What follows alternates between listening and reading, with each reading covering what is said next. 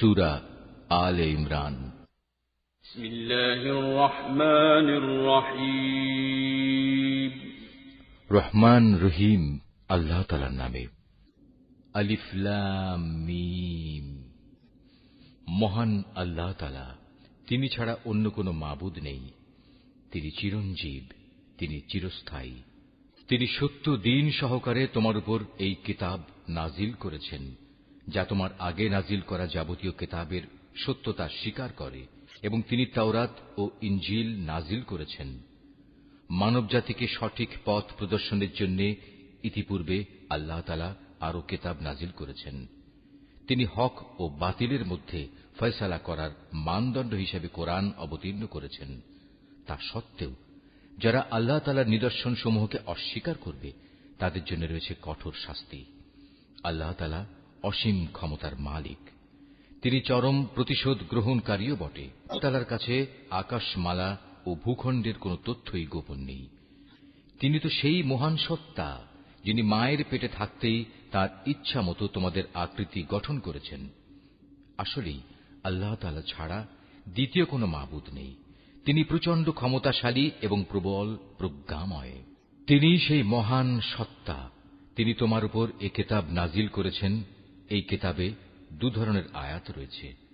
এর কিছু হচ্ছে সুস্পষ্ট দ্ব্যর্থহীন আয়াত, সেগুলি হচ্ছে কিতাবের মৌলিক অংশ। এছাড়া বাকি আয়াতগুলো হচ্ছে রূপক বর্ণনায় বর্ণিত মানুষের মাঝে, যাদের অন্তরে বক্রতা রয়েছে। তারা এগুলোকে কেন্দ্র করে নানা ধরনের ফিতনা ফাসাদ সৃষ্টি করা এবং আল্লাহর কিতাবের অপব্যাখ্যা করার উদ্দেশ্যে এসব রূপক আয়াত থেকে কিছু অংশের অনুসরণ করে। মূলত এসব রূপক বিষয়ের ব্যাখ্যা আল্লাহ তাআলা ছাড়া আর কেউ জানে না। এ কারণেই যাদের মধ্যে জ্ঞানের গভীরতা আছে, সেসব ব্যক্তি বলে, আমরা এর সবটুকুর উপর ঈমান এনেছি। এগুলো সবই তো আমাদের মালিকের পক্ষ থেকে আমাদের দেয়া হয়েছে। সত্য কথা হচ্ছে, আল্লাহর হেদায়েতে প্রজ্ঞা সম্পন্ন লোকেরাই কেবল শিক্ষা গ্রহণ করে থাকে। তা আরো বলে, হে আমাদের মালিক, একবার যখন তুমি আমাদের সঠিক পথের দিশা দিয়েছ, তখন আর তুমি আমাদের মনকে বাঁকা করে দিও না। একান্ত তোমার কাছ থেকে আমাদের প্রতি দয়া করো, কেননা যাবতীয় দয়ার মালিক তো তুমি। হে আমাদের মালিক, তুমি অবশ্যই সমগ্র মানব জাতিকে তোমার সামনে হিসাব নিকাশের জন্য একদিন একত্রিত করবে। এতে কোন রকম সন্দেহ নাই। নিঃসন্দেহে আল্লাহ তাআলা কখনোই ওয়াদা ভঙ্গ করেন না। যারা আল্লাহ তাআলা ও তাঁর বিধান অস্বীকার করেছে, তাদের ধন সম্পদ ও সন্তান সন্ততি আল্লাহর আযাব থেকে তাদের বাঁচানোর ব্যাপারে কোনই উপকারে আসবে না। পরিণামে তারাই হবে জাহান্নামের ইন্ধন। তাদের পরিণতি হবে ফিরআউন ও তাদের পূর্ববর্তী নাফরমান জাতিসমূহের মতো। তারা আমার আয়াতসমূহ মিথ্যা প্রতিপন্ন করেছিল।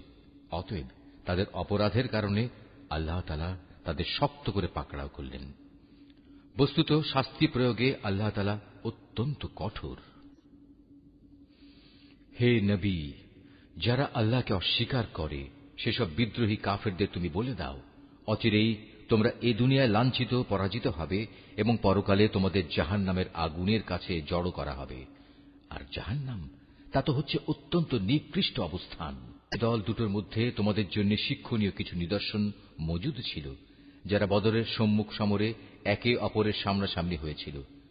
এদের মধ্যে এক বাহিনী লড়ছিল আল্লাহর দ্বীনের পথে, আর অপর বাহিনীটি ছিল অবিশ্বাসী কাফেরদের। এই সম্মুখ সমর তারা চর্মচক্ষু দিয়ে তাদের প্রতিপক্ষকে তাদের দ্বিগুণ দেখতে পাচ্ছিল। তারপরেও আল্লাহ তাআলা যাকে চান তাকে সাহায্য ও বিজয় দান করেন। এসব ঘটনার মাঝে সেসব লোকের জন্য অনেক কিছু শেখার আছে, যারা অন্তর্দৃষ্টি সম্পন্ন। নারী জাতি, সন্তান সন্ততি, কাঁড়ি কাঁড়ি সোনা রূপা, পছন্দসই ঘোড়া, গৃহপালিত জন্তু ও জমিনের ফসল সব সময়ই মানব সন্তানের জন্য লোভনীয় করে রাখা হয়েছে। এসব হচ্ছে পার্থিব জীবনের ভোগের সামগ্রী মাত্র। স্থায়ী জীবনের উৎকৃষ্ট আশ্রয় তো একমাত্র আল্লাহ তাআলার কাছেই রয়েছে। হে নবী, তুমি তাদের বলো, আমি কি তোমাদের এর চাইতে উৎকৃষ্ট কোন বস্তুর কথা বলবো? হ্যাঁ, সে উৎকৃষ্ট বস্তু হচ্ছে তাদের জন্য যারা আল্লাহকে ভয় করে। এমন সব লোকদের জন্য তাদের মালিকের কাছে রয়েছে মনোরম জান্নাত, যার পাদদেশ দিয়ে প্রবাহমান থাকবে অগণিত ঝর্ণাধারা এবং তারা সেখানে অনাদিকাল থাকবে। আরও থাকবে তাদের পূত ও পবিত্র সঙ্গী ও সঙ্গিনীরা। সর্বোপরি থাকবে আল্লাহ তাআলার অনাবিল সন্তুষ্টি। আল্লাহ তাআলা নিজ বান্দাদের কার্যকলাপের উপর সর্বদা সতর্ক দৃষ্টি রাখেন। যারা বলে, হে আমাদের মালিক, আমরা অবশ্যই তোমার উপর ঈমান এনেছি, অতঃপর আমাদের যা গুনাহখাতা হয়ে যায় তা তুমি মাফ করে দাও এবং শেষ বিচারের দিন তুমি আমাদের জাহান্নামের আগুন থেকে বাঁচিয়ে দিও। এরা হচ্ছে ধৈর্যশীল এবং সত্যাশ্রয়ী, এরাই অনুগত এবং দানশীল।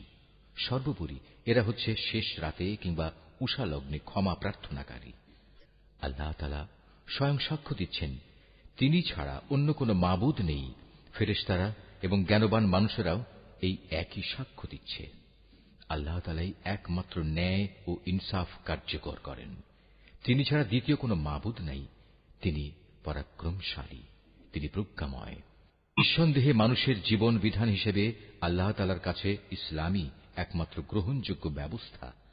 যাদের আল্লাহর পক্ষ থেকে কিতাব দেওয়া হয়েছিল, তারা এই জীবন বিধান থেকে বিচ্যুত হয়ে নিজেরা একে অপরের প্রতি বিদ্বেষ ও হিংসার বশবর্তী হয়ে বিভিন্ন দলে উপদলে বিভক্ত হয়ে মতানৈক্যে লিপ্ত হয়ে পড়েছিল।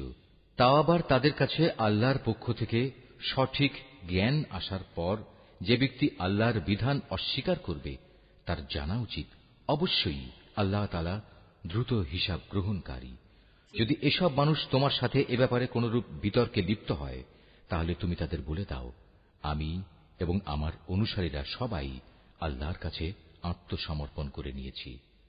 অতঃপর যাদের আল্লাহর পক্ষ থেকে কিতাব দেওয়া হয়েছে এবং যারা কোনো কিতাব না পেয়ে মূর্খ থেকে গেছে, তাদের সবাইকে জিজ্ঞাসা করো, তোমরা কি সবাই আল্লাহর কাছে আত্মসমর্পণ করেছ?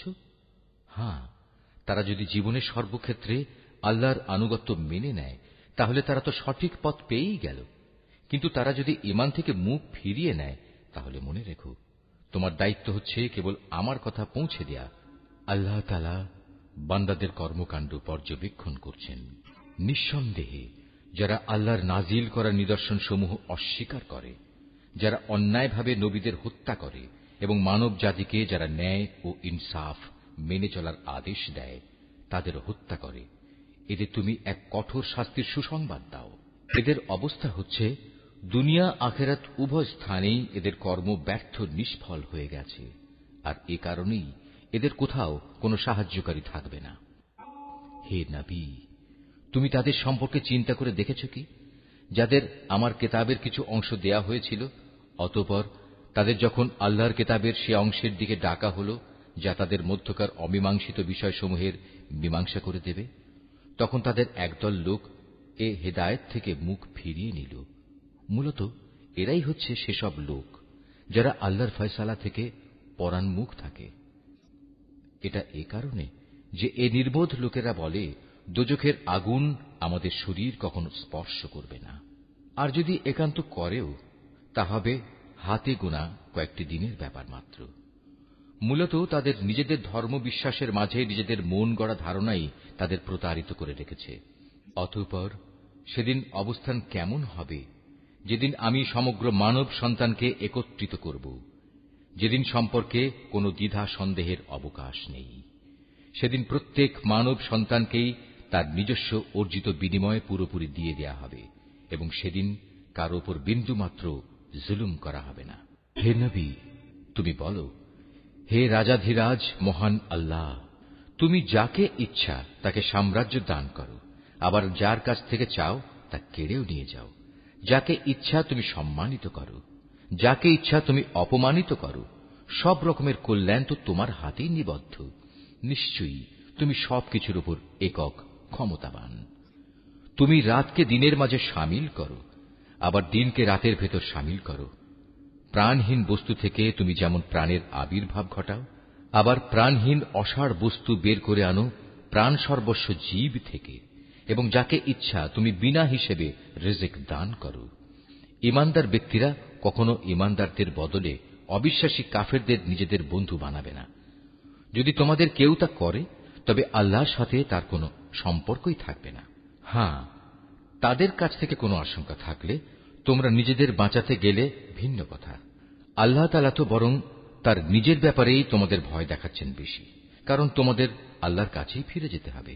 হে নবী, তুমি বলো, তোমরা তোমাদের মনের ভেতর কিছু গোপন করে রাখো কিংবা তা সবার সামনে প্রকাশ করে দাও, তা আল্লাহ তাআলা ভালোভাবে অবগত হন।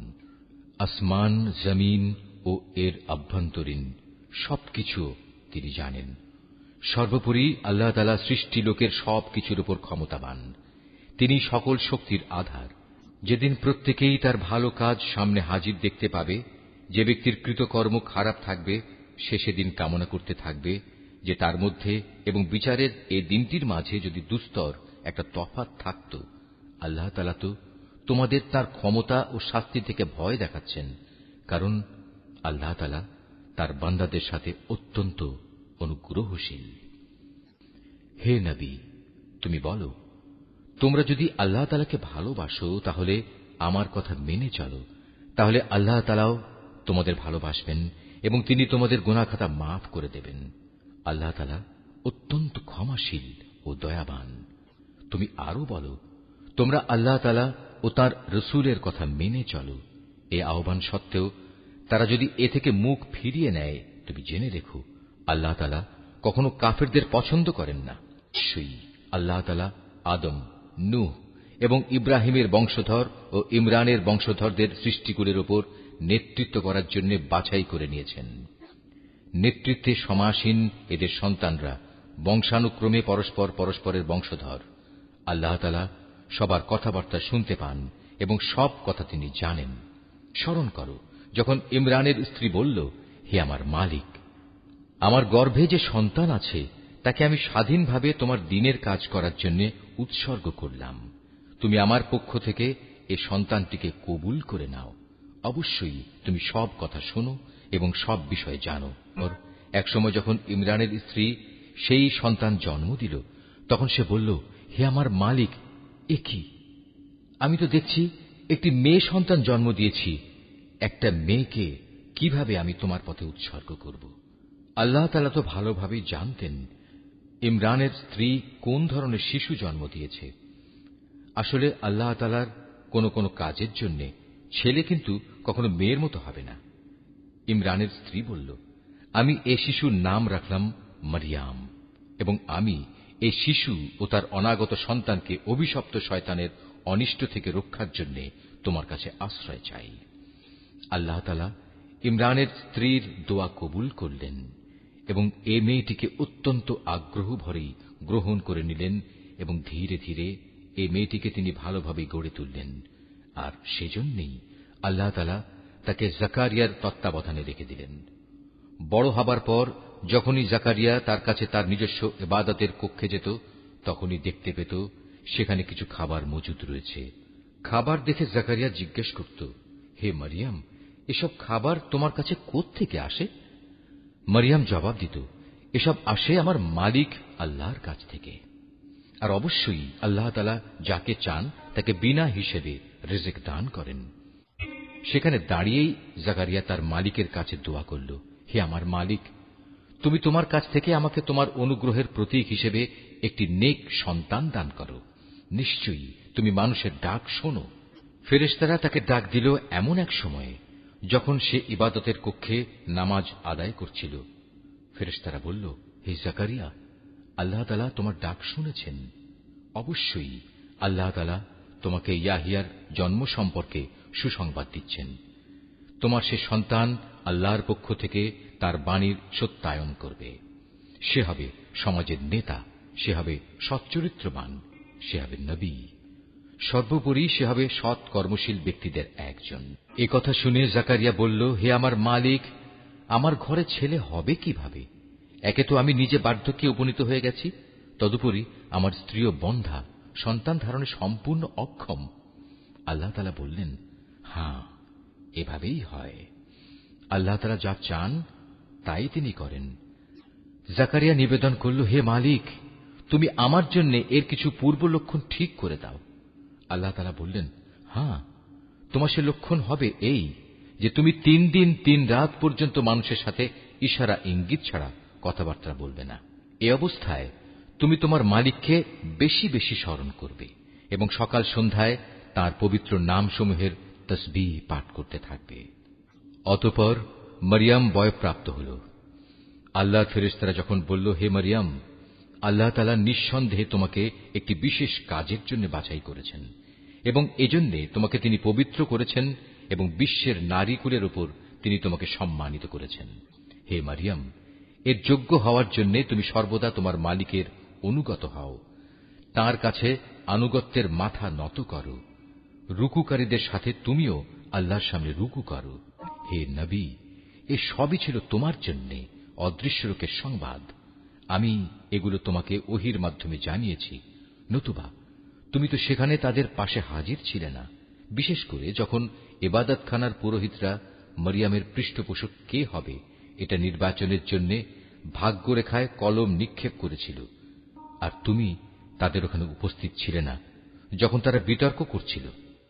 অতঃপর ফেরেশতারা বলল, হে মরিয়ম, অবশ্যই আল্লাহ তাআলা তোমাকে একটি পুত্র সন্তানের জন্ম সংক্রান্ত নিজস্ব এক বাণীর সুসংবাদ দিচ্ছেন। তার নাম হবে মসীহ। সে পরিচিত হবে মরিয়মের পুত্র ঈসা হিসাবে। দুনিয়া আখিরাতের উভয় স্থানেই সে সম্মানিত হবে। সে হবে আল্লাহর সান্নিধ্যপ্রাপ্ত ব্যক্তিদের অন্যতম। সে দোলনায় থাকা অবস্থায় যেমন মানুষের সাথে কথা বলতে পারবে, পরিণত বয়সেও তেমনি ভাবে তাদের সাথে কথা বলবে। বস্তুত সে হবে নেককার মানুষদের একজন। মরিয়ম বলল, হে আমার মালিক, আমার গর্ভে সন্তান আসবে কোত্থেকে? আমাকে তো কখনো কোনো মানব সন্তান স্পর্শ পর্যন্ত করেনি। আল্লাহ তাআলা বললেন, এভাবেই আল্লাহ তাআলা যাকে চান তাকে চিরাচরিত নিয়ম ছাড়াই পয়দা করেন। তিনি যখন কোনো কাজ করার সিদ্ধান্ত নেন তখন শুধু তাকে বলেন, হয়ে যাও, অতঃপর সাথে সাথে তা সংঘটিত হয়ে যায়। ফেরেশতারা মরিয়মকে বলল, তোমার সন্তানকে আল্লাহ তাআলা তাঁর কিতাব ও প্রজ্ঞার বিষয়গুলো শেখাবেন, সাথে সাথে তিনি তাকে তাওরাত এবং ইনজিলও শিক্ষা দেবেন। আল্লাহ তাআলা তাকে বনী ইসরাইলদের কাছে রসুল করে পাঠালেন। অতঃপর সে আল্লাহর রসুল হয়ে তাদের কাছে এসে বলল, আমি নিঃসন্দেহে তোমাদের মালিকের কাছ থেকে নবুয়তের কিছু নিদর্শন নিয়ে এসেছি। সেই নিদর্শনগুলো হচ্ছে, আমি তোমাদের জন্য মাটি দ্বারা পাখির মতো করে একটি আকৃতি গঠন করব এবং পরে তাতে ফুঁ দেব। অতঃপর তোমরা দেখবে এই আকৃতিটি আল্লাহর ইচ্ছায় জীবন্ত পাখি হয়ে যাবে, আর জন্মান্ধ এবং কুষ্ঠ রোগীকেও সুস্থ করে দেব। আল্লাহর ইচ্ছায় এভাবে আমি মৃতকেও জীবিত করে দেব। আমি তোমাদের আরো বলে দেব, তোমরা নিজের ঘরে কি কি জিনিস খাও, আবার কি জিনিস না খেয়ে জমা করে রাখো। মূলত তোমরা যদি আল্লাহর উপর ঈমান আনো তাহলে নিঃসন্দেহে এতে তোমাদের জন্য নিদর্শন রয়েছে। মসীহ ঈসা ইবনে মরিয়ম আরো বলবে, তাওরাতের যে বাণী আমার কাছে রয়েছে আমি তার সত্যায়নকারী। তাছাড়া তোমাদের উপর হারাম করে রাখা হয়েছে এমন কতিপয় জিনিসও আমি তোমাদের জন্য হালাল করে দেব, এবং আমি তোমাদের মালিকের পক্ষ থেকে এই নিদর্শন নিয়েই এসেছি। অতএব তোমরা আল্লাহকে ভয় করো এবং আমার আনুগত্য করো। নিশ্চয়ই আল্লাহ তাআলা আমার মালিক, তোমাদেরও মালিক। অতএব তোমরা তাঁরই ইবাদত করো, আর এটাই হচ্ছে একমাত্র সঠিক ও সোজা পথ। অতঃপর ঈসা যখন তাদের থেকে কুফরি আঁচ করতে পারল তখন সে সাথীদের ডেকে বলল, কে আছো তোমরা আল্লাহ তাআলার পথের দিকে চলার সময় আমার সাহায্যকারী হবে? হাওয়ারীরা বলল, হ্যাঁ, আমরাই হব আল্লাহর সাহায্যকারী। আমরা আল্লাহর উপর ঈমান এনেছি। হে ঈসা, তুমি সাক্ষী থাকো, আমরা সবাই এক একজন অনুগত বান্দা। হাওয়ারীরা বলল, হে আল্লাহ, তুমি যা কিছু নাজিল করেছ আমরা তার উপর ঈমান এনেছি এবং আমরা রসুলের কথাও মেনে নিয়েছি। সুতরাং তুমি সত্যের পক্ষে সাক্ষ্যদাতাদের সাথে আমাদের নাম লিখে দাও। অতঃপর বনী ইসরায়েলের লোকেরা আল্লাহর নবীর বিরুদ্ধে দারুণ শঠতা করল, তাই আল্লাহ কৌশলের পন্থা গ্রহণ করলেন। বস্তুত আল্লাহ তাআলাই হচ্ছেন সর্বোত্তম কৌশলী। যখন আল্লাহ তাআলা বললেন, হে ঈসা, আমি তোমার এই দুনিয়ার জীবন কাটানোর কাল শেষ করতে যাচ্ছি এবং বর্তমান পরিস্থিতিতে আমি তোমাকে আমার কাছে তুলে আনব। যারা তোমাকে মেনে নিতে অস্বীকার করছে তাদের যাবতীয় পাপ থেকেও আমি তোমাকে পবিত্র করে নেব, আর যারা তোমাকে অনুসরণ করছে তাদের আমি কিয়ামত পর্যন্ত এই অস্বীকারীদের উপর বিজয়ী করে রাখব। অতঃপর তোমাদের সবাইকে আমার কাছেই ফিরে আসতে হবে। সেদিন ঈসা সম্পর্কিত যেসব বিষয়ে তোমরা মতবিরোধে লিপ্ত ছিলে, তার সবকটি বিষয়ই আমি তোমাদের মাঝে মীমাংসা করে দেব। যারা আমার বিধান অস্বীকার করেছে, আমি তাদের এই দুনিয়ায় অপমান ও আখিরাতে আগুনে দগ্ধ হওয়ার কঠোরতর শাস্তি দেব। এ থেকে বাঁচানোর মতো সেদিন তাদের কোনো সাহায্যকারী থাকবে না। অপরদিকে যারা আল্লাহর উপর ঈমান এনেছে এবং ভালো কাজ করেছে, অতঃপর আল্লাহ তাদের সবাইকে তাদের পাওনা পুরোপুরি আদায় করে দেবেন। আল্লাহ তাআলা জালেমদের কখনো ভালোবাসেন না। এই কিতাব যা আমি তোমাকে পড়ে শোনাচ্ছি, তা হচ্ছে আল্লাহর নিদর্শন ও জ্ঞানপূর্ণ উপদেশ বিশেষ। সত্য কথা হচ্ছে, আল্লাহ তাআলার কাছে ঈসার উদাহরণ হচ্ছে প্রথম মানুষ আদমের মতো। তাকেও আল্লাহ তাআলা মাতা পিতা ছাড়া সরাসরি মাটি থেকে পয়দা করেছেন। তারপর তাকে বললেন, এবার তুমি মানুষে পরিণত হয়ে যাও।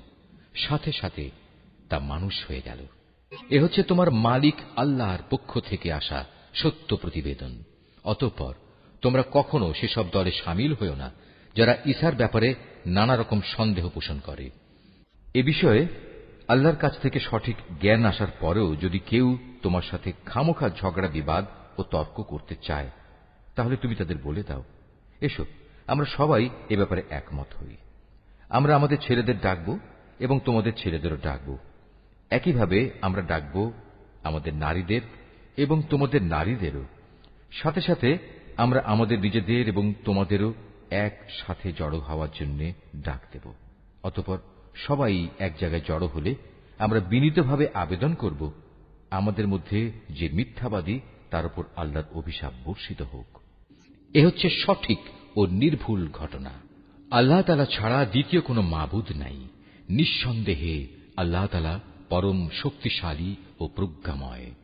অতঃপর তারা যদি এ চ্যালেঞ্জ থেকে মুখ ফিরিয়ে নেয়, তাহলে তারা যেন জেনে রাখে, আল্লাহ তাআলা কলহ সৃষ্টিকারীদের ভালো করেই জানেন। হে নবী, তুমি বলো, হে কিতাবধারীরা, এসো আমরা উভয় একমত হই এমন এক কথায় যা আমাদের কাছে এক ও অভিন্ন, এবং সে কথাটি হচ্ছে আমরা উভয়ই আল্লাহ তাআলা ছাড়া অন্য কারো ইবাদত করব না এবং তার সাথে অন্য কিছুকে অংশীদার বানাবো না। সর্বোপরি এক আল্লাহ তাআলা ছাড়া আমরা আমাদের মাঝেও একে অপরকে প্রভু বলে মেনে নেব না। অতঃপর তারা যদি এ থেকে মুখ ফিরিয়ে নেয়, তাহলে তাদের তুমি বলে দাও, তোমরা সাক্ষী থেকো, আমরা আল্লাহর সামনে আনুগত্যের মাথা নত করে দিয়েছি। তুমি আরো বলো, হে কিতাবধারীরা, তোমরা ইব্রাহিম সম্পর্কে আমাদের সাথে অযথা কেন তর্ক করো, অথচ তোমরা জানো তাওরাত ও ইনজিল তার অনেক পরে নাজিল করা হয়েছে। তোমরা কি একথা বুঝতে পারছ না? হ্যাঁ, এর কয়েকটি বিষয়ে তোমাদের হয়তো কিছু কিছু জানাশোনা ছিল এবং সে বিষয়ে তো তোমরা তর্ক বিতর্কও করলে, কিন্তু যেসব বিষয়ে তোমাদের কোনো জ্ঞানই নেই, সেসব বিষয়ে তোমরা বিতর্কে লিপ্ত হচ্ছ কেন? আল্লাহ তাআলা তো সবকিছু জানেন, তোমরা কিছুই জানো না।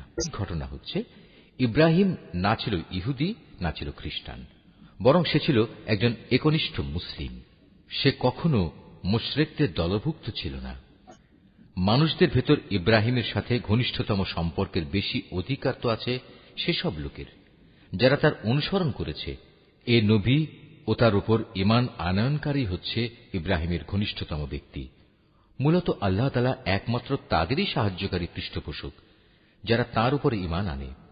এ কিতাবধারীদের একটি দল বিভ্রান্তি সৃষ্টি করে তোমাদের কোনো না কোনোভাবে পথভ্রষ্ট করে দিতে চায়, যদিও তাদের এ বোধটুকু নেই যে তাদের এসব কর্মপন্থা তাদের নিজেদের ছাড়া অন্য কোনো ব্যক্তিকেই পথভ্রষ্ট করতে পারবে না। হে কিতাবধারীরা, তোমরা জেনে বুঝে কেন আল্লাহর আয়াত ও তাঁর বিধান অস্বীকার করছ, অথচ এই ঘটনাসমূহের সত্যতার সাক্ষ্য তো তোমরা নিজেরাই বহন করছ। হে কিতাবধারীরা, কেন তোমরা হককে বাতিলের সাথে মিশিয়ে দিচ্ছ? এতে করে তোমরা তো সত্যকেই গোপন করে দিচ্ছ, অথচ এটা যে সত্যের একান্ত পরিপন্থী তা তোমরা ভালো করেই জানো। আহলে কিতাবদের মধ্যে থেকে একদল নির্বোধ তাদের নিজেদের লোকদের বলে, মুসলমানদের উপর যা কিছু অবতীর্ণ হয়েছে তোমরা সকালবেলায় তার উপর ঈমান আনো এবং বিকেলবেলায় গিয়ে তা অস্বীকার করো। এর ফলে তারা সম্ভবত ঈমান থেকে ফিরে আসবে। যারা তোমাদের জীবন বিধানের অনুসরণ করে এমন সব লোকজন ছাড়া অন্য কারো কথাই তোমরা মেনে নিও না। হে নবী, তুমি বলে দাও, একমাত্র হেদায়েত হচ্ছে আল্লাহর হেদায়েত। তোমরা একথা মনে করো না যে তোমাদের যে ধরনের ব্যবস্থা দেওয়া হয়েছে তেমন ধরনের কিছু অন্য কাউকেও দেওয়া হবে এবং সে সূত্র ধরে অন্য লোকেরা তোমাদের মালিকের দরবারে তোমাদের বিরুদ্ধে কোন রকম যুক্তিতর্ক খাড়া করবে। হে নবী, তুমি তাদের বলে দাও, হেদায়েতের এ অনুগ্রহ তো আল্লাহর হাতেই। তিনি যাকে ইচ্ছা তাকেই তা দান করেন। আল্লাহ তাআলা বিশাল প্রজ্ঞা সম্পন্ন। দয়া দিয়ে তিনি যাকে ইচ্ছা তাকে হিদায়াতের জন্য খাস করে নেন। বস্তুত আল্লাহ তাআলা হচ্ছেন অসীম দয়া ও অনুগ্রহের মালিক। আহলে কিতাবদের মধ্যে এমন লোকও আছে, তুমি যদি তাদের কাছে ধন সম্পদের এক স্তূপ আমানত রাখো, তারা চাওয়া মাত্রই তা তোমাকে ফেরত দেবে। আবার এদের মধ্যে এমন কিছু লোকও আছে যাদের কাছে যদি একটি দিনারও তুমি রাখো, তারা তা তোমাকে ফিরিয়ে দেবে না। হ্যাঁ, যদি এজন্যে তোমরা তাদের উপর চেপে বসতে পারো তাহলে সেটা ভিন্ন। এটা এই কারণে যে এরা বলে, এই অইহুদি অশিক্ষিত লোকদের ব্যাপারে আমাদের উপর কোনো বাধ্যবাধকতা নেই। এভাবেই এরা বুঝে শুনে আল্লাহর উপর মিথ্যা কথা বলে। অবশ্য যে ব্যক্তি আল্লাহর সাথে সম্পাদিত প্রতিশ্রুতি রক্ষা করে চলে, অতঃপর সে ব্যাপারে সাবধানতা অবলম্বন করে, তাদের জন্য সুখবর হচ্ছে আল্লাহ তাআলা সাবধানী লোকদের খুব ভালোবাসেন। যারা নিজেদের আল্লাহর সাথে সম্পাদিত প্রতিশ্রুতি ও শপথসমূহ সামান্য বৈষয়িক মূল্যে বিক্রি করে দেয়, পরকালে তাদের জন্য আল্লাহর পুরস্কারের কোনো অংশই থাকবে না। সেদিন এদের সাথে আল্লাহ তাআলা কোনো কথাবার্তা বলবেন না। এমনকি সেদিন আল্লাহ তাআলা তাদের দিকে তাকিয়েও দেখবেন না এবং আল্লাহ তাআলা তাদের পাক পবিত্রও করবেন না। সত্যি এদের জন্য রয়েছে কঠোর পীড়াদায়ক আযাব। এদের মধ্যে এমন কিছু লোকও আছে যারা কিতাবের কোনো অংশ যখন পড়ে তখন নিজেদের জিহ্বাকে এমনভাবে এদিক সেদিক করে নেয় যাতে তোমরা মনে করতে পারো যে সে সত্যিই বুঝি তা কিতাবের কোনো অংশ, কিন্তু তা কিতাবের কোনো অংশই নয়। তারা আরো বলে, এটা আল্লাহর কাছ থেকেই এসেছে, কিন্তু আসলে তা আল্লাহর কাছ থেকে আসা কিছু নয়। এরা জেনে শুনে আল্লাহর উপর মিথ্যা কথা বলে চলেছে। কোন মানব সন্তানের পক্ষেই এটা সম্ভব নয় যে আল্লাহ তাআলা তাকে তাঁর কিতাব, প্রজ্ঞা ও নবুয়ত দান করবেন। অতঃপর সে লোকদের ডেকে বলবে, তোমরা আল্লাহকে ছেড়ে এখন সবাই আমার বান্দা হয়ে যাও। বরং সে তো নবুয়ত প্রাপ্তির পর একথাই বলবে, তোমরা সবাই তোমাদের মালিকের বান্দা হয়ে যাও। এটা এই কারণে যে তোমরাই মানুষদের এই কিতাব শেখাচ্ছিলে এবং তোমরা নিজেরাও তাই অধ্যয়ন করছিলে। আল্লাহর ফেরেশতা ও তার নবীদের প্রতিপালক রূপে স্বীকার করে নিতে এ ব্যক্তি তোমাদের কখনো আদেশ দেবে না। একবার আল্লাহর অনুগত মুসলমান হবার পর সে কিভাবে তোমাদের পুনরায় কুফরির আদেশ দিতে পারে? আল্লাহ তাআলা যখন তার নবীদের কাছ থেকে প্রতিশ্রুতি নিয়েছিলেন তখন তিনি বলেছিলেন, এ হচ্ছে কিতাব ও তার ব্যবহারিক জ্ঞান কৌশল যা আমি তোমাদের দান করলাম। অতঃপর তোমাদের কাছে যখন আমার কোন রসূল আসবে যে তোমাদের কাছে রক্ষিত আগের কিতাবের সত্যায়ন করবে, তখন তোমরা অবশ্যই তার আনিত বিধানের উপর ঈমান আনবে এবং তাকে সাহায্য করবে। আল্লাহ তাআলা জিজ্ঞাসা করলেন, তোমরা কি এ কথার উপর আমার অঙ্গীকার গ্রহণ করেছ? তারা বলল, হ্যাঁ, আমরা মেনে চলার অঙ্গীকার করছি। আল্লাহ তাআলা বললেন, তাহলে তোমরা সাক্ষী থেকো এবং আমিও তোমাদের সাথে এ অঙ্গীকারে সাক্ষী হয়ে রইলাম। অতঃপর যারা তা ভঙ্গ করে এ থেকে মুখ ফিরিয়ে নেবে তারা অবশ্যই বিদ্রোহী বলে পরিগণিত হবে। তারা কি আল্লাহর দেয়া জীবন ব্যবস্থার বদলে অন্য কোন বিধানের সন্ধান করছে? অথচ আসমান জমিনে যা কিছু আছে, ইচ্ছায় হোক কিংবা অনিচ্ছায় হোক, আল্লাহ তাআলার বিধানের সামনে আত্মসমর্পণ করে আছে এবং প্রত্যেককে তো তাঁর কাছেই ফিরে যেতে হবে। হে নবী, তুমি বলো, আমরা আল্লাহর উপর ঈমান এনেছি আমাদের উপর যা নাজিল করা হয়েছে তার উপর। ইব্রাহিম, ইসমাইল, ইসহাক, ইয়াকুব ও তাদের অন্যান্য বংশধরদের প্রতি যা কিছু নাজিল করা হয়েছে তার উপরও আমরা ঈমান এনেছি। আমরা আরো ঈমান এনেছি মুসা, ঈসা এবং অন্য নবীদের তাদের মালিকের পক্ষ থেকে যা কিছু দেওয়া হয়েছে তার উপরও। আল্লাহর এ নবীদের কারো মাঝেই আমরা কোনো ধরনের তারতম্য করি না। মূলত আমরা সবাই হচ্ছি আল্লাহর কাছে আত্মসমর্পণকারী মুসলমান। কেউ ইসলাম ছাড়া নিজের জন্য অন্য কোন জীবন বিধান অনুসন্ধান করে, তবে তার কাছ থেকে সে উদ্ভাবিত ব্যবস্থা কখনো গ্রহণ করা হবে না। পরকালে সে চরম ব্যর্থ হবে। বলো, যারা ঈমানের আলো পাওয়ার পর কুফরি করেছে, আল্লাহ তাআলা তাদের কিভাবে আবার আলোর পথ প্রদর্শন করবেন? অথচ এর আগে এরাই সাক্ষ্য দিয়েছিল যে আল্লাহর রসুল সত্য এবং এ রসুলের মাধ্যমেই এদের কাছে উজ্জ্বল নিদর্শন সমূহ এসেছিল। আসলে আল্লাহ তাআলা কখনো সীমা লঙ্ঘনকারী ব্যক্তিদের সঠিক পথ প্রদর্শন করেন না। এসব সীমা লঙ্ঘনজনিত কার্যকলাপের একমাত্র প্রতিদান হিসেবে তাদের উপর আল্লাহ তাআলা তাঁর ফেরেশতা ও অন্য সব মানুষের অভিশাপ বর্ষিত হবে। সে অভিশপ্ত স্থান হচ্ছে জাহান্নাম। সেখানে তারা অনাদিকাল ধরে পড়ে থাকবে। এক মুহূর্তের জন্যও তাদের উপর শাস্তির মাত্রা কমানো হবে না, না আযাব থেকে তাদের একটুখানি বিরাম দেওয়া হবে। তবে তাদের কথা আলাদা, যারা এসব কিছুর পর তওবা করেছে এবং তারপর নিজেদের সংশোধন করে নিয়েছে। আল্লাহ তাআলা অবশ্যই ক্ষমাশীল ও পরম দয়ালু। কিন্তু যারা একবার ঈমান আনার পর কুফরির পথ অবলম্বন করেছে, অতঃপর তারা এই বেঈমানি কার্যকলাপ দিন দিন বাড়াতেই থেকেছে, আল্লাহর দরবারে তাদের তওবা কখনো কবুল হবে না, কারণ এ ধরনের লোকেরাই হচ্ছে পথভ্রষ্ট। এটা সুনিশ্চিত, যারা আল্লাহ তাআলাকে অস্বীকার করেছে এবং কুফরি অবস্থায় তাদের মৃত্যু হয়েছে, তারা যদি নিজেদের আল্লাহর আযাব থেকে বাঁচানোর জন্য এক পৃথিবী পূর্ণ স্বর্ণ মুক্তিপণ হিসেবে খরচ করে, তবু তাদের কারো কাছ থেকে তা গ্রহণ করা হবে না।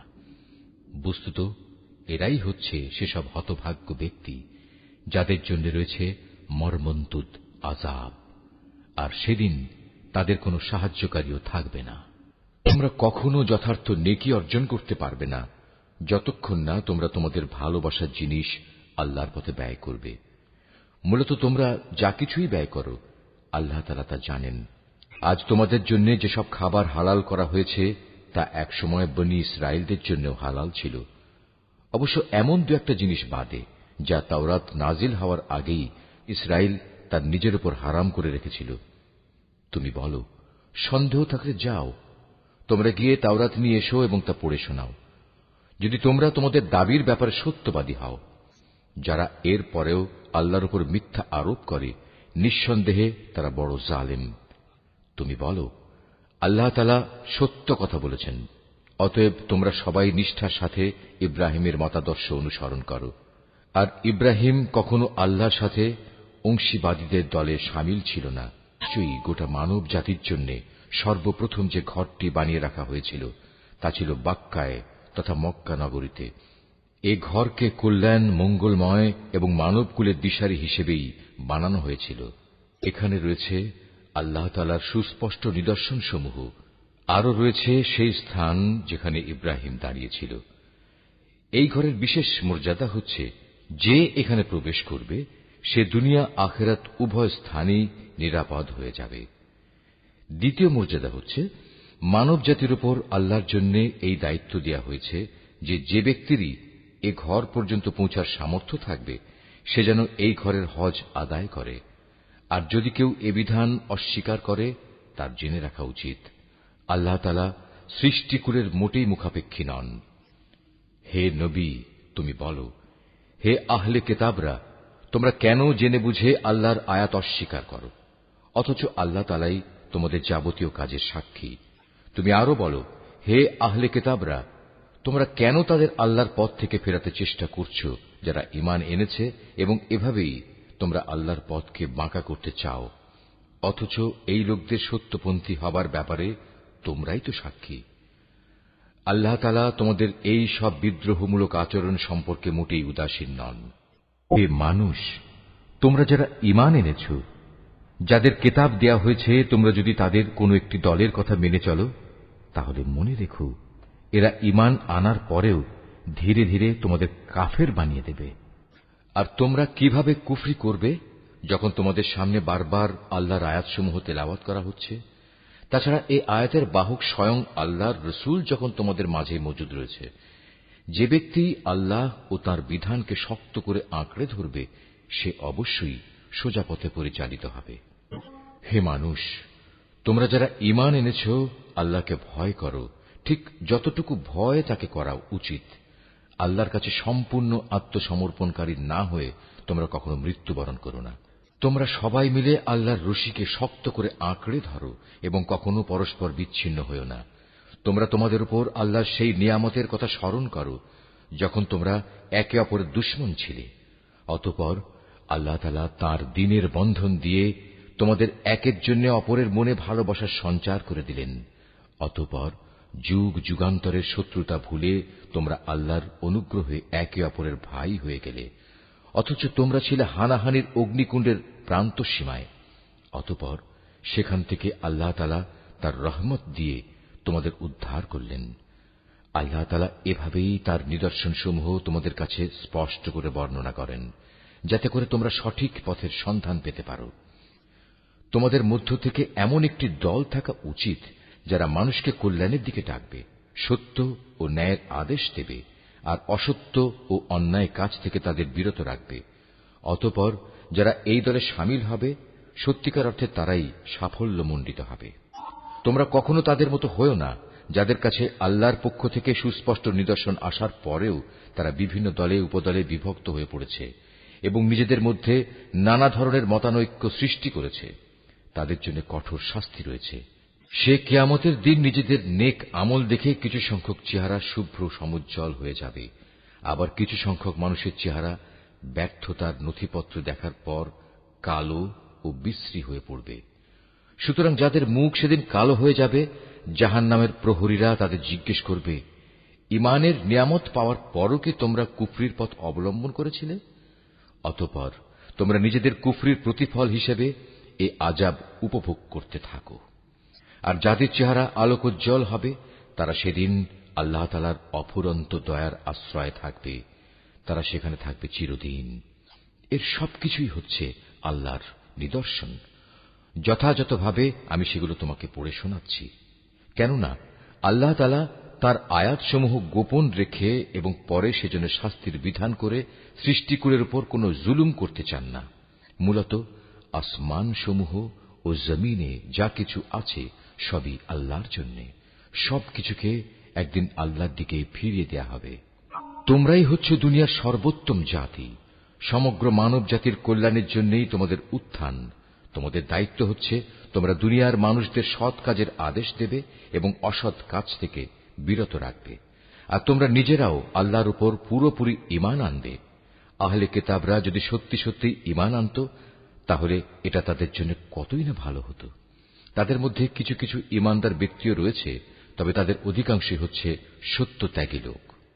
সামান্য কিছু দুঃখ কষ্ট দেয়া ছাড়া তারা তোমাদের কখনো কোনো ক্ষতি করতে পারবে না। তারা যদি কোনো সময় তোমাদের সাথে সম্মুখ সমরে লিপ্ত হয়, তাহলে তারা পৃষ্ঠ প্রদর্শন করবে। অতঃপর তাদের কোন রকম সাহায্য করা হবে না। যেখানেই এদের পাওয়া যাবে সেখানেই এদের অপমানিত ও লাঞ্ছিত করে রাখা হবে।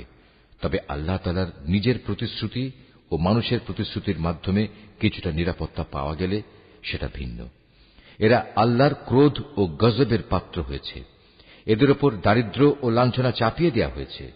এর কারণ ছিল এরা আল্লাহ তাআলা ও তাঁর বিধানকে অস্বীকার করেছে। আল্লাহর নবীদের এরা অন্যায়ভাবে হত্যা করেছে। মূলত এ হচ্ছে তাদের বিদ্রোহ ও সীমা লঙ্ঘনের ফল। তারা আহলে কিতাবরা আবার সবাই একরকম নয়। তাদের মধ্যে এমন কিছু লোক আছে যারা সত্য ও ন্যায়ের উপর অবিচল হয়ে দাঁড়িয়ে আছে, যারা সারা রাত আল্লাহর কিতাব পাঠ করে এবং নামাজ পড়ে। তারা আল্লাহ তাআলা ও শেষ বিচার দিনের উপর ঈমান রাখে এবং মানুষদের তারা ন্যায় কাজের আদেশ দেয় ও অন্যায় কাজ থেকে নিষেধ করে। সৎ কাজে এরা প্রতিযোগিতা করে। এ ধরনের মানুষেরাই হচ্ছে মূলত নেক লোকদের অন্তর্ভুক্ত। তারা যা কিছু ভালো কাজ করবে, প্রতিদান দেওয়ার সময় তা কখনো অস্বীকার করা হবে না, কারণ আল্লাহ তাআলা পরেজগার লোকদের ভালো করেই জানেন। একথা সুনিশ্চিত, যারা আল্লাহ তাআলাকে অস্বীকার করে তাদের ধন সম্পদ সন্তান সন্ততি আল্লাহ তাআলার মোকাবেলায় তাদের কোনই উপকারে আসবে না, বরং তারা হবে নিশ্চিত জাহান্নামের অধিবাসী। সেখানে অনন্তকাল তারা পড়ে থাকবে। এ ধরনের লোকেরা এ দুনিয়ার জীবনে যা খরচ করে তার উদাহরণ হচ্ছে যারা নিজেদের উপর অবিচার করেছে সেই দলের শস্যক্ষেত্রের উপর দিয়ে প্রবাহমান হিম শীতল তীব্র বাতাসের মতো, যা তাদের শস্যক্ষেত্র বরবাদ করে দিয়ে গেল। মূলত আল্লাহ তাআলা তাদের উপর কোনই অবিচার করেননি, বরং কুফরির পন্থা অবলম্বন করে এরা নিজেরাই নিজেদের উপর জুলুম করেছে। হে ঈমানদার ব্যক্তিরা, তোমরা কখনো নিজেদের দলভুক্ত লোকজন ছাড়া অন্য কাউকে নিজেদের অন্তরঙ্গ বন্ধু হিসেবে গ্রহণ করো না, কেননা এরা তোমাদের অনিষ্ট সাধনের কোন পথই অনুসরণ করতে দ্বিধা করবে না। তারা তো তোমাদের ক্ষতি ও ধ্বংসই কামনা করে। তাদের জঘন্য প্রতিহিংসা ও বিদ্বেষ তাদের মুখ থেকেই এখন প্রকাশ পেতে শুরু করেছে। অবশ্য তাদের অন্তরে লুকানো হিংসা ও বিদ্বেষ বাইরের অবস্থার চাইতে মারাত্মক। আমি সব ধরনের নিদর্শনই তোমাদের সামনে খোলাখুলি বলে দিচ্ছি। তোমাদের যদি সত্যি জ্ঞান বুদ্ধি থাকে তাহলে তোমরা এ সম্পর্কে সতর্ক হতে পারবে। এরা হচ্ছে সেসব মানুষ যাদের তোমরা ভালোবাসো, কিন্তু তারা তোমাদের মোটেই ভালোবাসে না। তোমরা তো তোমাদের আগে আমার নাজেল করা সব কয়টি কিতাবের উপরও ঈমান আনো, আর তারা তো তোমাদের কিতাবকে বিশ্বাসই করে না। এ মুনাফিক লোকগুলো যখন তোমাদের সাথে সাক্ষাৎ করে তখন বলে, হ্যাঁ, আমরা তোমাদের কিতাবকে মানি। আবার যখন এরা একান্তে নিজেদের লোকদের কাছে চলে যায় তখন নিজেদের ক্রোধের বশবর্তী হয়ে এরা তোমাদের সাফল্যের ওপর নিজেদের আঙুল কামড়াতে শুরু করে। তুমি তাদের বলো, যাও, নিজেদের ক্রোধের আগুনে নিজেরাই পুড়ে মরো। অবশ্যই আল্লাহ তাআলা এ মুনাফিকদের মনের ভেতর লুকিয়ে থাকা যাবতীয় চক্রান্তমূলক বিষয় সম্পর্কে সম্যক অবগত আছেন। তাদের অবস্থা হচ্ছে, তোমাদের কোনো কল্যাণ হলে তার কারণে তাদের খারাপ লাগে, আবার তোমাদের কোনো অকল্যাণ দেখলে তারা আনন্দে ফেটে পড়ে।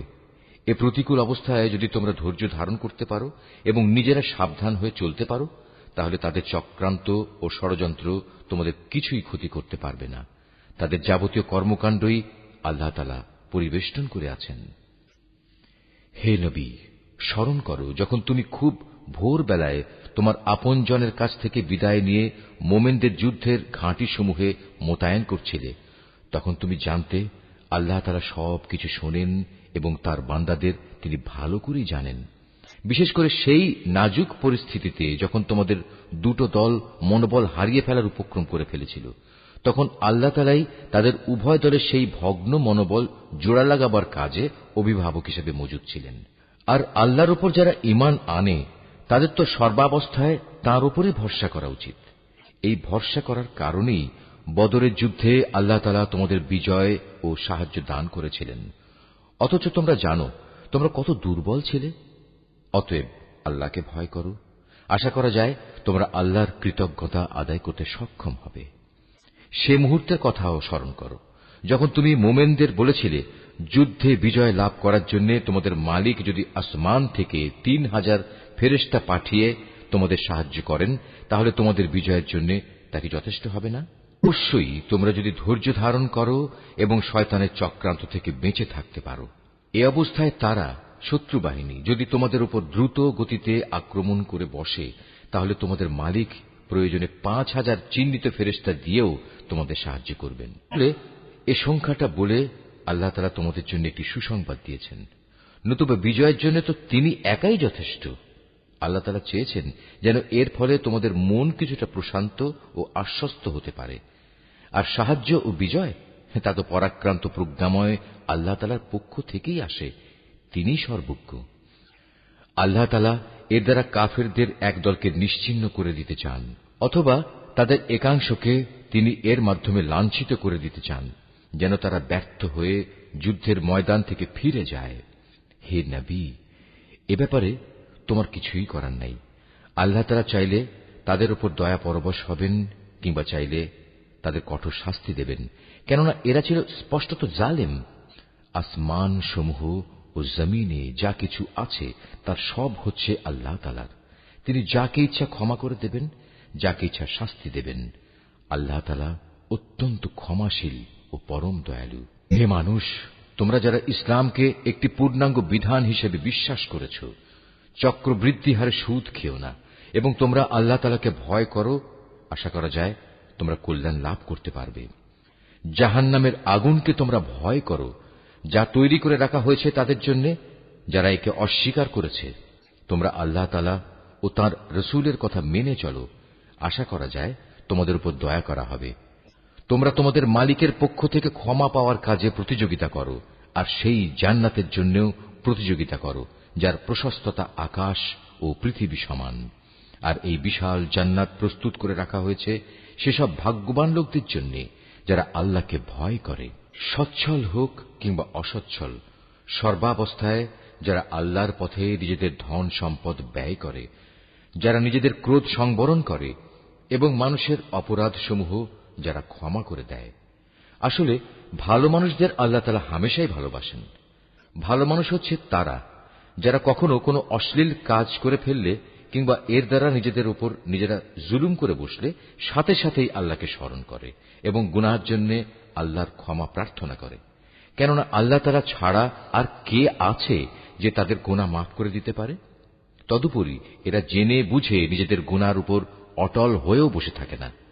এই সে বৈশিষ্ট্যমণ্ডিত মানুষগুলো, মালিকের পক্ষ থেকে তাদের প্রতিদান হবে আল্লাহ তাআলা তাদের ক্ষমা করে দেবেন, আর তাদের এমন এক জান্নাত দেবেন যার তলদেশ দিয়ে ঝর্ণাধারা বইতে থাকবে।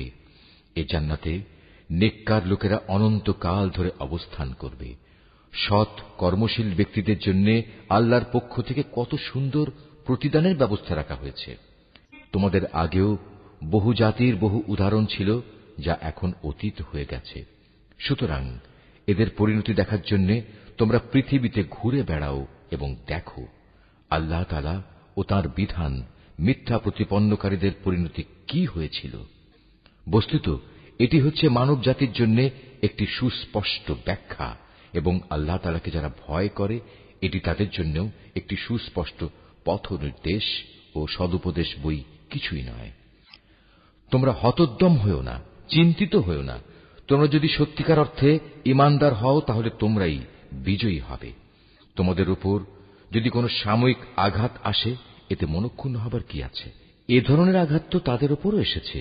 আর এভাবেই আমি মানুষের মাঝে তাদের উত্থান পতনের দিনগুলো পালাক্রমে অদল বদল করাতে থাকি, যাতে করে আল্লাহ তাআলা এ কথাটা জেনে নিতে পারেন যে কে সত্যিকার অর্থে আল্লাহর উপর ঈমান রাখে, এবং এর মাধ্যমে তোমাদের মাঝখান থেকে কিছু শহীদও আল্লাহ তাআলা তুলে নিতে চান।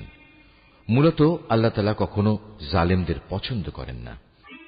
এর মাধ্যমে তিনি মূলত ঈমানদার বান্দাদের পরিশুদ্ধ করে কাফেরদের নাস্তানাবুদ করে দিতে চান। তোমরা কি মনে করো তোমরা এমনি এমনি বেহেশতে প্রবেশ করে যাবে? অথচ আল্লাহ তাআলা পরীক্ষার মাধ্যমে একথা জেনে নেবেন না যে কে তাঁর পথে জিহাদ করতে প্রস্তুত হয়েছে এবং কে এ বিপদে কঠোর ধৈর্য ধারণ করতে পেরেছে? তোমরা মৃত্যুর মুখোমুখি হওয়ার আগে থেকেই তা কামনা করছিলে, আর এখন তো দেখতে পাচ্ছ তোমরা নিজেদের চর্ম চোখে। মুহাম্মদ একজন রসূল ছাড়া অতিরিক্ত কিছুই নয়। তার আগেও বহু রসূল গত হয়ে গেছে, তারা সবাই মৃত্যু মুখে পতিত হয়েছে। তাই সে যদি আজ মরে যায় অথবা তাকে যদি কেউ মেরে ফেলে, তাহলে তোমরা কি তার আনিত হেদায়েত থেকে মুখ ফিরিয়ে নেবে? আর যে ব্যক্তি এ থেকে মুখ ফিরিয়ে নেয় সে কখনো আল্লাহর দ্বীনের কোন রকম ক্ষতি সাধন করতে পারবে না। আল্লাহ তাআলা অচিরেই কৃতজ্ঞ বান্দাদের প্রতিফল দান করবেন। কোন প্রাণী আল্লাহর সিদ্ধান্ত ও অনুমতি ছাড়া মরবে না। আল্লাহ তাআলার কাছে প্রত্যেকটি প্রাণীরই মৃত্যুর দিনক্ষণ সুনির্দিষ্ট হয়ে আছে। এর পরেও যে ব্যক্তি পার্থিব পুরস্কারের প্রত্যাশা করে, আমি তাকে এ দুনিয়াতেই তার কিছু অংশ দান করব। আর যে ব্যক্তি আখিরাতের পুরস্কারের ইচ্ছা পোষণ করবে, আমি তাকে সে চিরন্তন পাওনা থেকেই এর প্রতিফলন দান করব, এবং অচিরেই আমি আমার প্রতি কৃতজ্ঞদের যথার্থ প্রতিফল দান করব। আল্লাহর আরো অনেক নবী এখানে এসেছিল, যুদ্ধ করেছে আল্লাহর পথে। তার সাথে আরো যুদ্ধ করেছে অনেক সাধক ও জ্ঞানবান ব্যক্তি। আল্লাহর পথে তাদের ওপর যত বিপদ মুসিবতি এসেছে তাতে কোনোদিনই তারা হতাশ হয়ে পড়েনি, তারা দুর্বলও হয়নি, বাতিলের সামনে তারা মাথাও নত করেনি। এ ধরনের ধৈর্যশীল ব্যক্তিদেরই আল্লাহ তাআলা ভালোবাসেন। তাদের মুখে এছাড়া অন্য কথা ছিল না যে তারা বলেছিল, হে আমাদের মালিক, তুমি আমাদের যাবতীয় গুনাহখাতা মাফ করে দাও, আমাদের কাজকর্মের সব বাড়াবাড়ি তুমি ক্ষমা করে দাও, এবং বাতিলের মোকাবেলায় তুমি আমাদের কদম মজবুত রাখো। হক ও বাতিলের সম্মুখ সমরে কাফেরদের উপর তুমি আমাদের বিজয় দাও। অতঃপর আল্লাহ তাআলা এই নেক বান্দাদের দুনিয়ার জীবনেই ভালো প্রতিফল দিয়েছেন, এবং পরকালীন জীবনেও তিনি তাদের জন্য উত্তম পুরস্কার দিয়েছেন।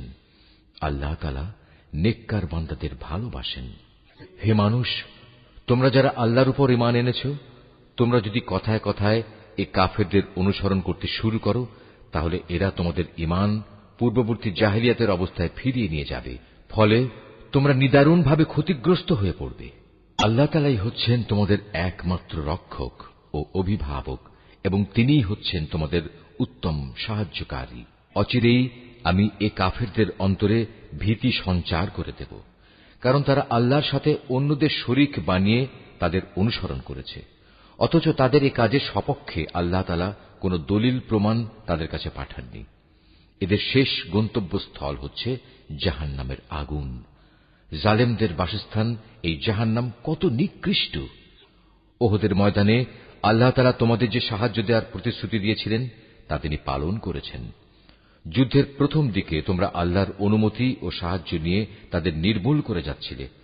পরে যখন তোমরা সাহস ও মনোবল হারিয়ে ফেললে এবং আল্লাহর রসুলের বিশেষ একটি আদেশ পালনের ব্যাপারে মতপার্থক্য শুরু করে দিলে, এমনকি আল্লাহর রসুল যখন তোমাদের ভালোবাসার সেই জিনিস তথা আসন্ন বিজয় দেখিয়ে দিলেন, তারপরেও তোমরা তার কথা অমান্য করে তার বলে দেওয়া স্থান ছেড়ে চলে গেলে। তোমাদের কিছু লোক ঠিক তখন বৈষয়িক ফায়দা হাসিলে ব্যস্ত হয়ে পড়ল। তখনও তোমাদের কিছু লোক পরকালের কল্যাণী চাইতে থাকল। অতঃপর আল্লাহ তাআলা এর দ্বারা তোমাদের ঈমানের পরীক্ষা নিতে চাইলেন এবং তা থেকে তোমাদের অন্যদিকে ফিরিয়ে দিলেন। অতঃপর আল্লাহ তাআলা তোমাদের মাফ করে দিলেন। আল্লাহ তাআলা হামেশাই ঈমানদারদের উপর দয়াবান। ওহুদের সম্মুখ সমরে বিপর্যয় দেখে তোমরা যখন ময়দান ছেড়ে পাহাড়ের উপরের দিকে উঠে যাচ্ছিলে এবং তোমরা তোমাদের কোন লোকের প্রতি লক্ষ্য রাখছিলে না, অথচ আল্লাহর রসুল তোমাদের তখনও পেছন থেকে ডাকছিল, কিন্তু তোমরা শুনলে না। তাই আল্লাহ তাআলা তোমাদের দুঃখের পর দুঃখ দিলেন, যেন তোমাদের কাছ থেকে যা হারিয়ে গেছে এবং যা কিছু বিপদ তোমাদের উপর পতিত হয়েছে, এর কোনোটার ব্যাপারে তোমরা উদ্বিগ্ন ও মর্মাহত না হও। আল্লাহ তাআলা তোমাদের সব ধরনের কর্মকাণ্ড সম্পর্কেই ওয়াকিবহাল রয়েছেন। এরপর আল্লাহ তাআলা তোমাদের উপর এমন সন্তোষজনক পরিস্থিতি নাযিল করে দিলেন, এর ফলে তোমাদের একদল লোক তন্দ্রাচ্ছন্ন হয়ে পড়ে, আর একদল লোক যাদের নিজেরাই নিজেদের উদ্বিগ্ন করে রেখেছিল, তারা তাদের জাহেলি যুগের ধারণা অনুযায়ী আল্লাহ তাআলা সম্পর্কে অন্যায় ধারণা করতে থাকে। এক পর্যায়ে তারা এও বলতে শুরু করে, যুদ্ধ পরিচালনার কাজে কি আমাদের কোনো ভূমিকা আছে? হে নবী, তুমি তাদের বলো, এ ব্যাপারে আমারও কোনো ভূমিকা নেই। ক্ষমতা ও কর্তৃত্বের সবটুকু আল্লাহর হাতে। এই দলের লোকেরা তাদের মনের ভেতর সেসব কথাবার্তা গোপন করে রেখেছে, তা তোমার সামনে খোলাখুলি প্রকাশ করে না। তারা বলে, এ কাজে যদি আমাদের কোনো ভূমিকা থাকত, তাহলে আজ আমরা এখানে নিহত হতাম না। তুমি তাদের বলে দাও, যদি আজ তোমরা সবাই ঘরের ভেতরেও থাকতে, তবু নিহত হওয়া যাদের অবধারিত ছিল, তারা তাদের মরণের বিছানার দিকে বের হয়ে আসত। আর এভাবেই তোমাদের মনের ভেতর লুকিয়ে রাখা বিষয়সমূহের ব্যাপারে আল্লাহ তাআলা তোমাদের পরীক্ষা করেন, এবং এ ঘটনার মাঝ দিয়ে তিনি তোমাদের অন্তরে যা কিছু আছে তাও পরিশুদ্ধ করে দেন।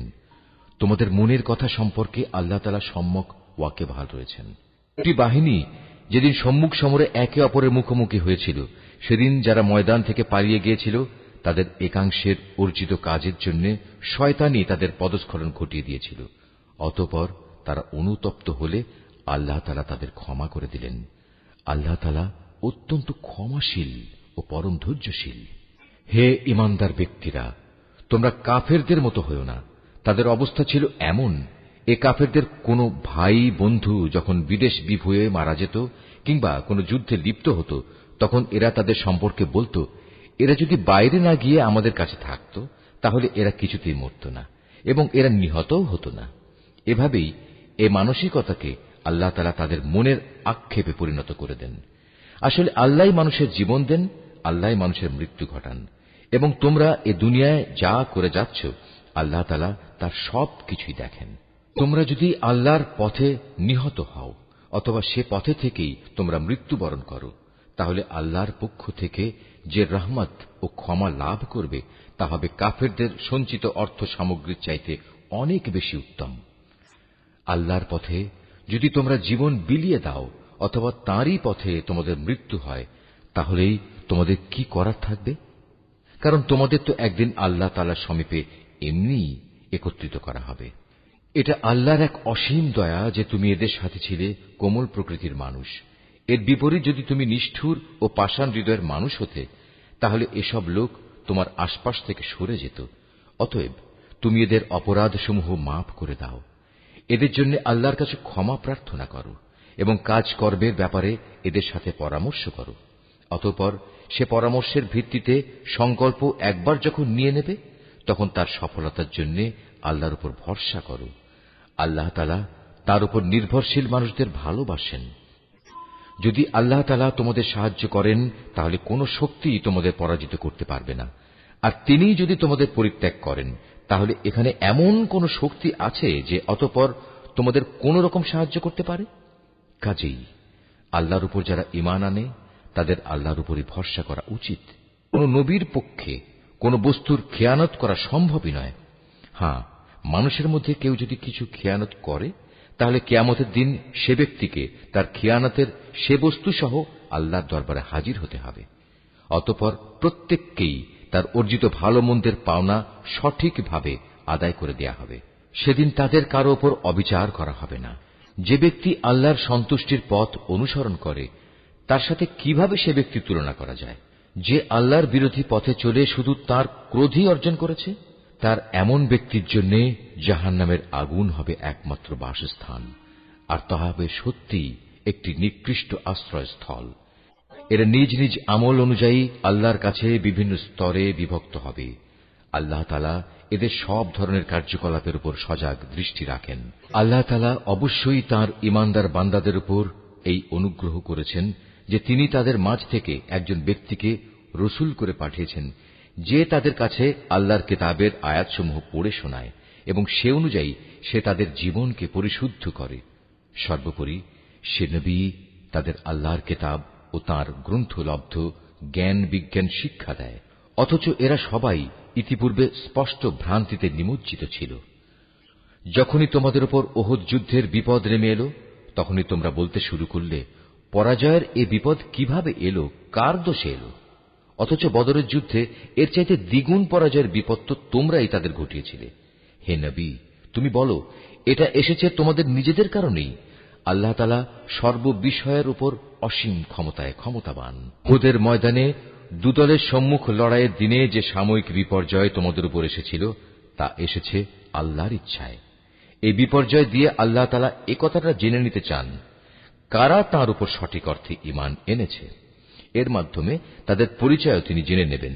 যারা এই চরম মুহূর্তে মুনাফিকি করেছে, এ মুনাফিকদের যখন বলা হয়েছিল যে সবাই একসাথে আল্লাহর পথে লড়াই করো, অথবা কমপক্ষে নিজেদের শহরের প্রতিরক্ষাটুকু তোমরা করো, তখনও তারা বলল, যদি আমরা জানতাম আজ সত্যি সত্যি যুদ্ধ হবে, তাহলে অবশ্যই আমরা তোমাদের অনুসরণ করতাম।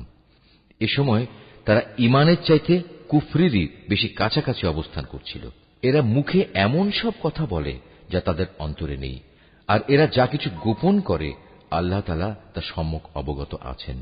সেসব মুনাফিক যারা যুদ্ধে শরিক না হয়ে ঘরে বসে থাকল এবং ভাইদের সম্পর্কে বলল, তারা যদি তাদের মতো ঘরে বসে থাকত এবং তাদের কথা শুনত, তাহলে তারা আজ এভাবে মারা পড়ত না। হে নবী, তুমি এ মুনাফিকদের বলো, যদি তোমরা সত্যবাদী হও, তাহলে তোমাদের থেকে মৃত্যু সরিয়ে দাও। যারা আল্লাহর পথে নিহত হয়েছে, তাদের তোমরা কোনো অবস্থাতেই মৃত বলো না।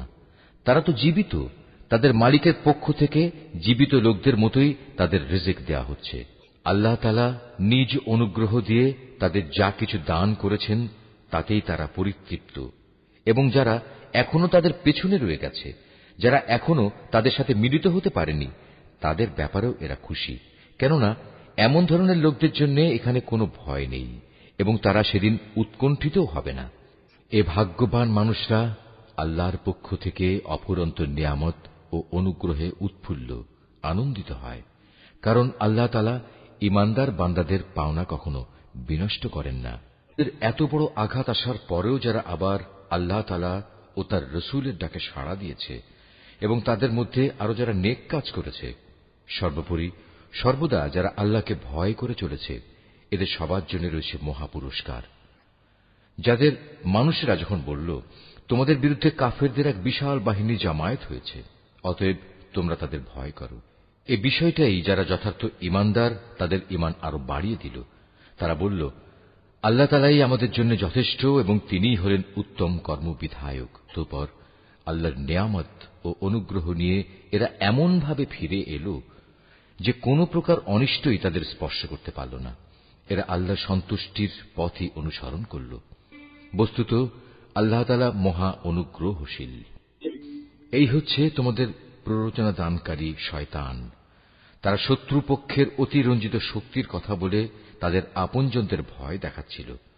তোমরা কোনো অবস্থায় তাদের এ হুমকিকে ভয় করবে না, বরং আমাকেই ভয় করো যদি তোমরা সত্যিকার অর্থে ঈমানদার হও।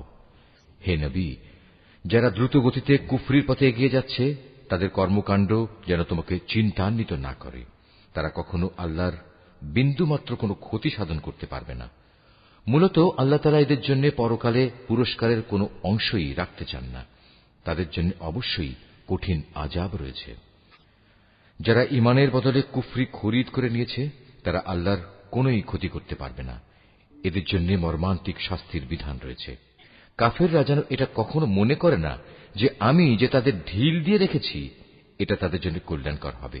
আসলে আমি তো তাদের অবকাশ দিচ্ছি যেন তারা তাদের গুনাহের বোঝা আরো বাড়িয়ে নিতে পারে।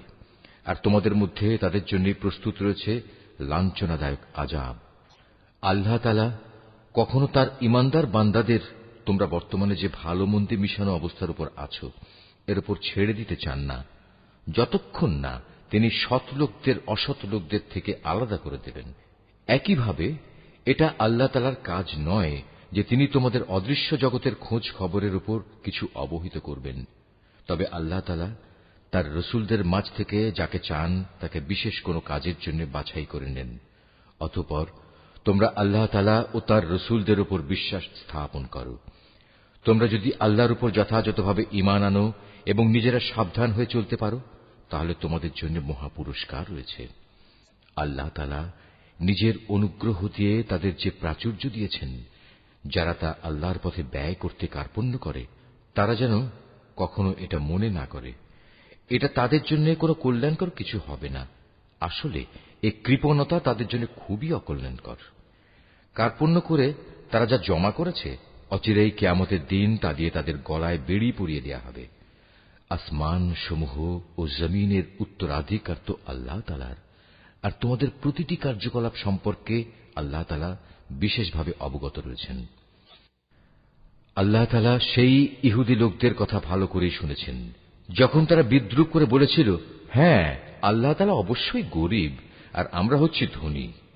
তারা যা কিছু বলে তা আমি তাদের হিসেবের খাতায় লিখে রাখব।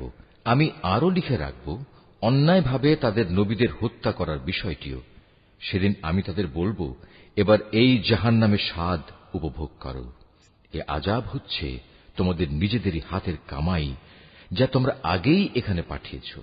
আল্লাহ তাআলা কখনো তার নিজ বান্দাদের প্রতি অবিচারক নন।